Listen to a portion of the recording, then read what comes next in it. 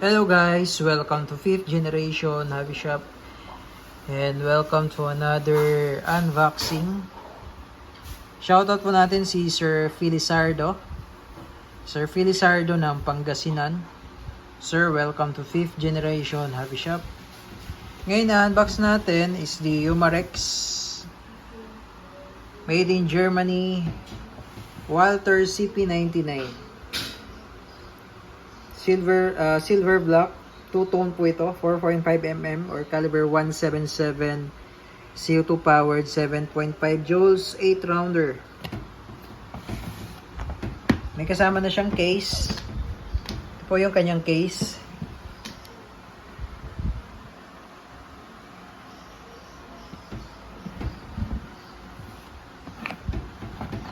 Ito po yung unit.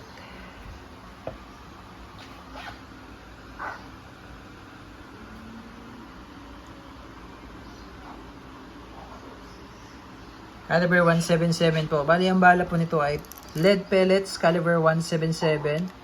Bali, yung gamit po natin is the Gamo. Gamo brand po ang gamit natin, Pro Magnum Penetration Competition. 250 shots po yung isang lata nito.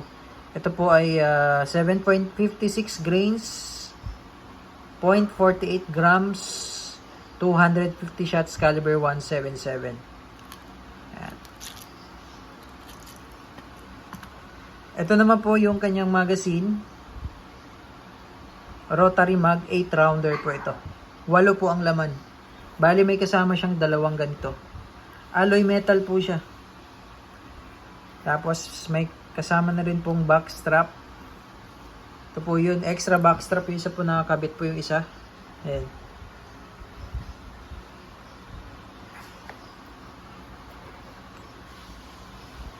Pwede po kayo dito maglagay ng laser or flashlight. Flashlight with laser.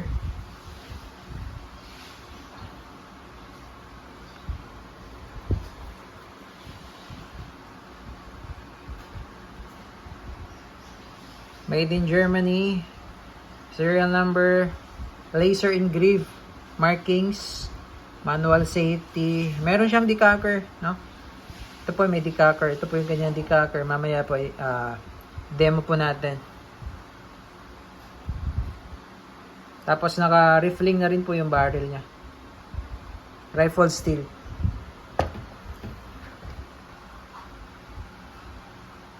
Ito po yung kanyang CO2 cartridge.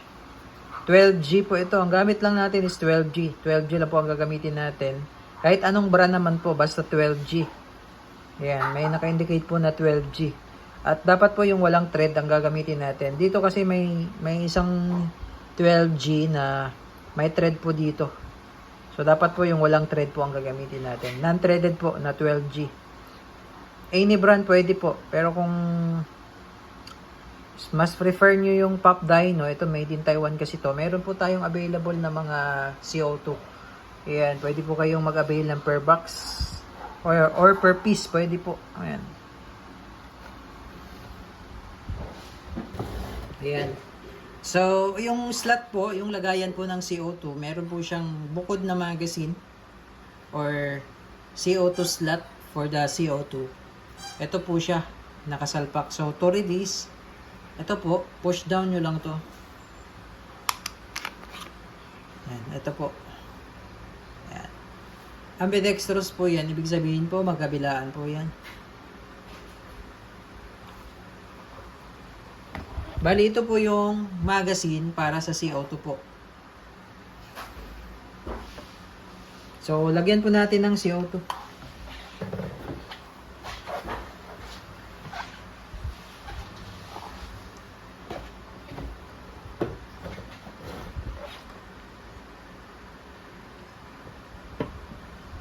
Sa paglo-load po ng CO2, bali may free naman siyang silicone oil. Patakan nyo lang po ng konting silicone oil.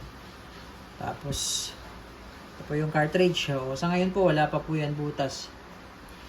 Pag sinalpak na po natin yan dyan, magkakaroon na po yan ng butas kasi para meron siyang karayon dyan. Yan.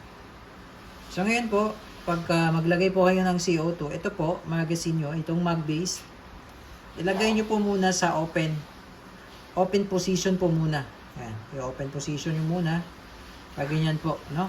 So, kanina po, nakaganyan siya kanina. Yan, nakaganyan siya kanina. Ngayon, ilalagay po muna natin sa open position. Yan. Yan.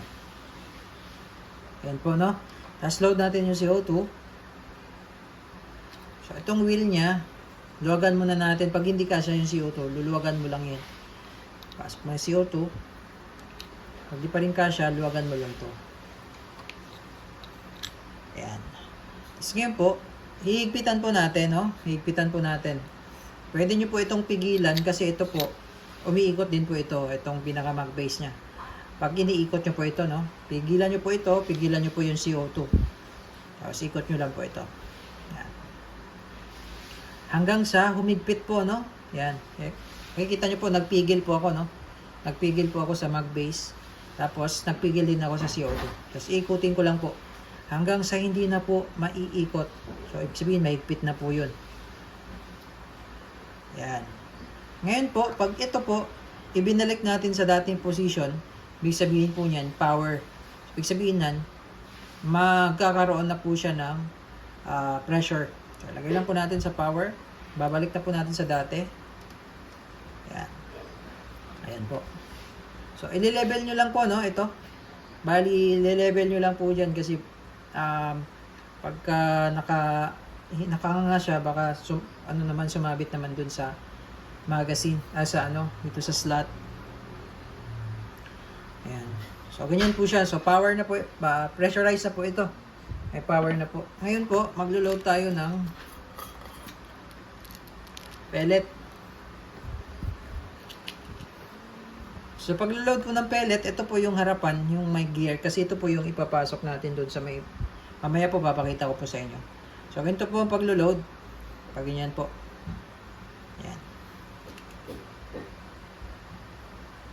Ayan. So, ganyan po pag-load. Bali-walo po yan. 8 rounds po ito.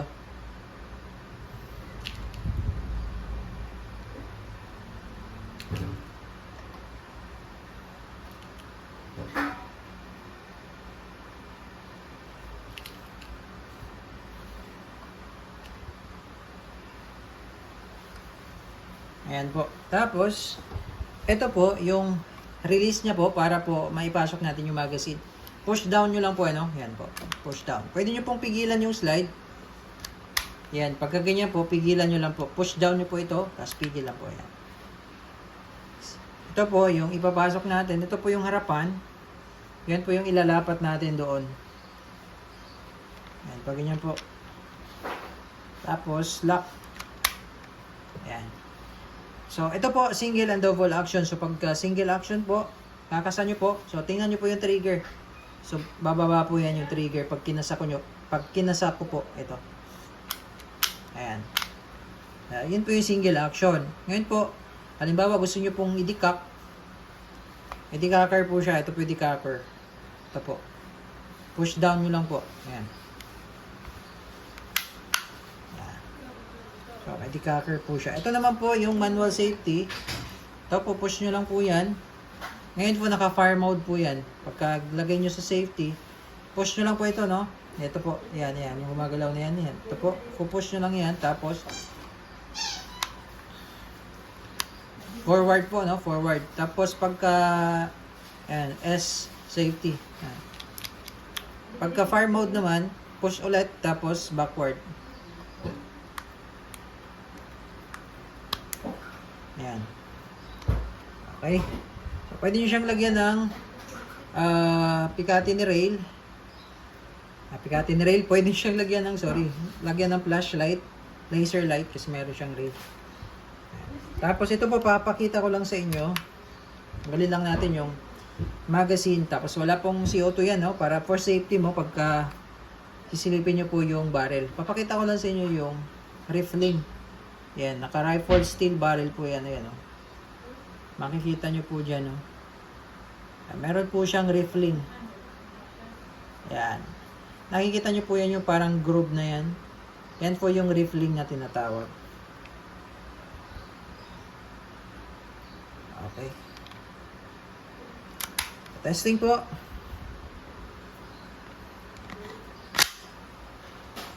Walter CP99. Testing po, Walter CP99. So sa single action po tayo. Medyo pagka naka-single action po, yung trigger niya, hindi siya mabigat kalabitin sa single action. Okay. Firing.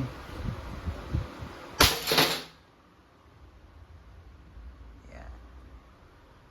Pag double action naman po, hindi nyo na po kailangang ikasa. Trigger pull lang po. Ito po yung double action.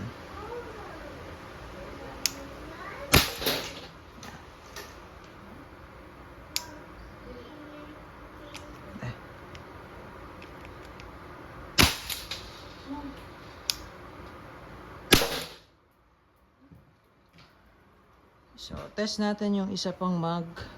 Hindi ko na po inubos yung bala. Sayang. Ito yung second mag. Malakas po yung tunog nito. Lalo na pag nagpaputok kayo sa labas. Malakas po yung tunog nito.